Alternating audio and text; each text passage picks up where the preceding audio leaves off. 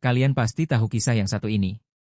Suatu hari, seorang ayah mengajak anaknya yang sudah remaja ke sebuah taman dan mengajaknya untuk duduk di bawah pohon rindang. Kemudian, setelah beberapa saat duduk, sang ayah bertanya kepada anaknya, "Nak, burung apa itu?" Kemudian sang anak menjawab, "Itu burung gagak." Lalu sang ayah diam untuk beberapa saat, kemudian bertanya kembali terkait hal yang sama.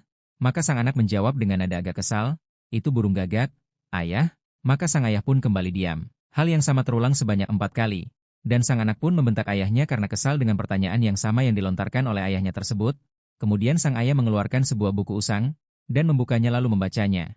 "Dahulu, aku dan anakku yang masih kecil sedang duduk di bawah pohon rindang. Tak lama kemudian anakku yang masih kecil itu bertanya, 'Ayah, itu burung apa yang di atas pohon?'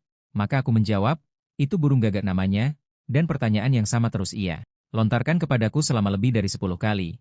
Namun aku dengan senang hati menjawab setiap pertanyaannya itu. Kemudian, sang ayah pun menutup kembali buku usang itu sambil meneteskan air matanya. Lalu berkata, 'Dan sekarang engkau kesal oleh pertanyaan yang sama yang kulontarkan hanya 4 kali saja?'